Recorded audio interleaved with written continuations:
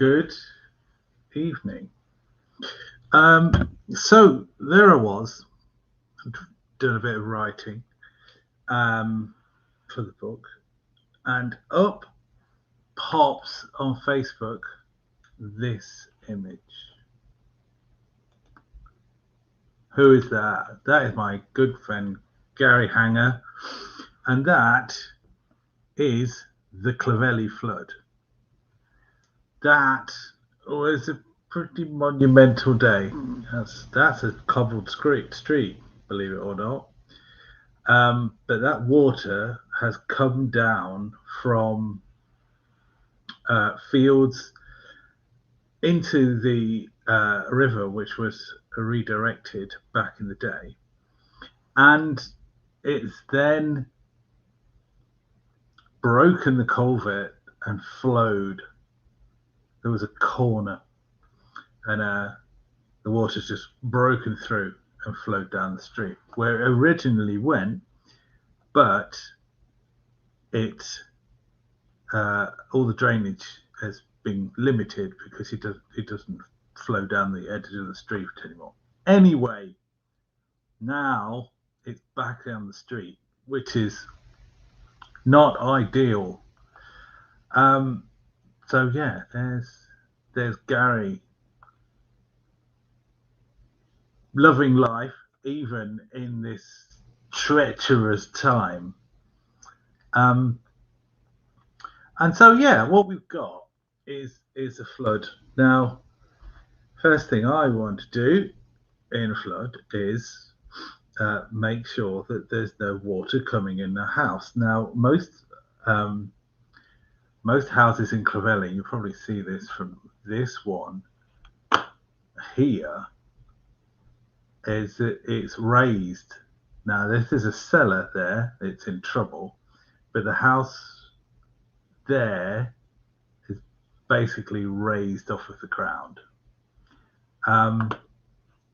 Gary, not so much. And so a great deal of the houses in Clovelly were raised, mine included, but bloody good time to check whether or not the water's coming into your house.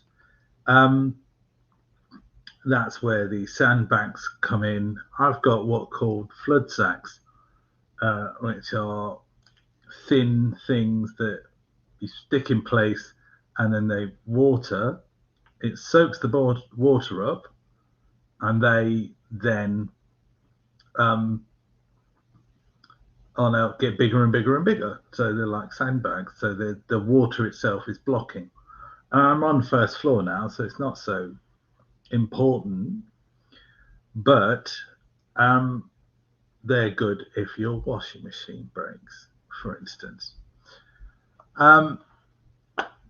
So under normal circumstances, you might find that here you'd put your flood sacks. That would jam up underneath the door. And so what were the dangers? Well, what the dangers with floods is you don't know how long they're going to last.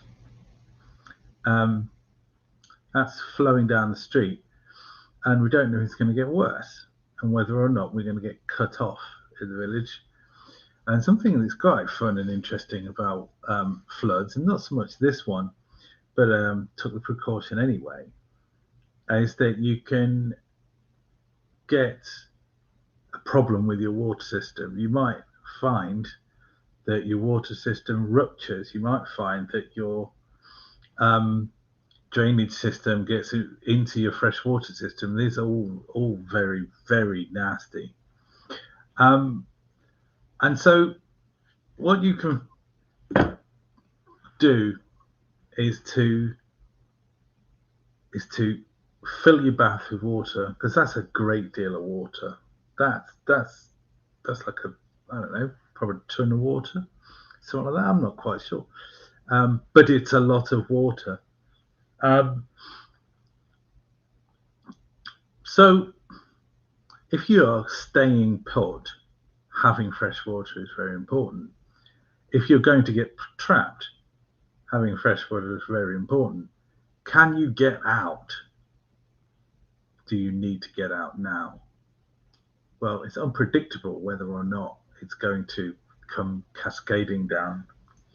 What was most important to me was initially ensuring that my house was tight, got some fresh water, and then we went off into the village because there were elderly people and people away and pets and the like. And once you've got into this street, couple of things are going on. Let's say this street, couple of things going on. You have got, this is a cobbled street, but there is no telling whether or not the cobbles are still there underneath. They could have moved. That presents two particular problems. One is that the water is full of cobbles, which are quite hard. As it happens, it was also full of branches and bulbs from people's gardens and things like that, all of which can bash into you, which is no good. You can also find that you can trip on the gap where the cobbles are, and if you've got a drain cover that's come off, that's water underneath the ground, you can find then you've got a drain cover flowing down the street, and then a sodding great big hole, which is not something that you need. What we've got here is fast flowing water. That's what we had there. That was the greatest problem. And so what we did is we went through the houses pretty much top to bottom, found the people who were in, found if they were okay, and there was some houses that had no people in, but we knew there were pets in there, so we broke in. Honestly, pets are more important than furniture, so off we went, got in, and broke a window. So what? Got the pets out. I remember them people walking around with rabbits in their hands, things like that. But also, one of the houses who was unoccupied with a dog. Actually, the dog might not have been with them at the time. They'd have been out with the dog. They had water in the kitchen to the tune of about this much. But there's no telling what the situation is with the electricity.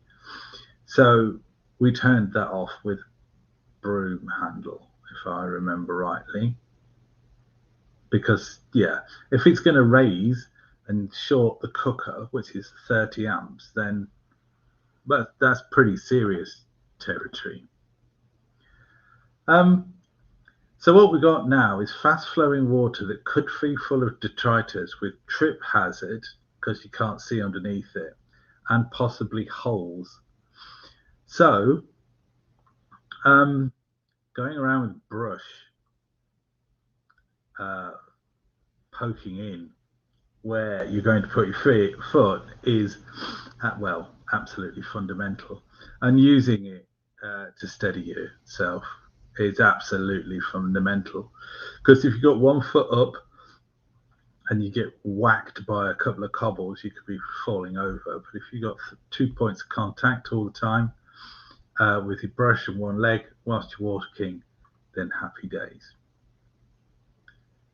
Ultimately,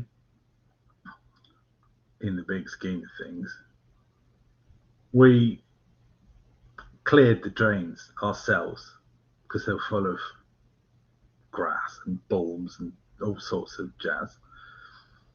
And we raked them out with our hands if we needed to. And the water started to go down. And then it naturally started to go down.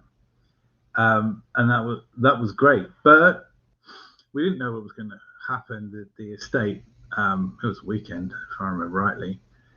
And so we just let them know, and they were out in no time, as were the BBC. I did some filming, I did some interviews, and I did some filming that got onto When Nature Strikes Back sort of thing. And then, and it ultimately, it all worked out nicely in the end. And there was damage. The street was damaged. Gardens were damaged. A couple of houses, only a couple had water in them. Good few cellars had water in them. But what could have happened was a lot worse. And frankly, the situation in Boscastle, you look up Boscastle flood, that was significantly worse. And all worked out for us a lot better than a lot of other floods. But we didn't know where it was going when it started.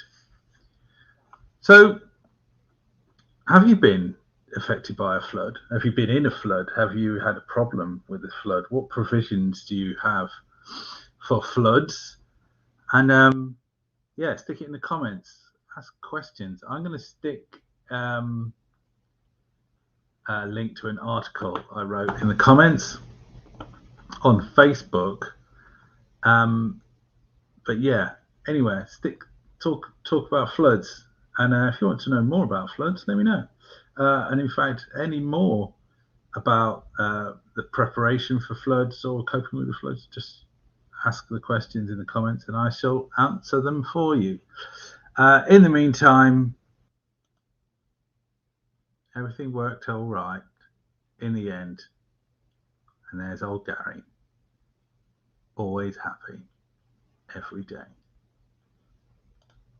Night all.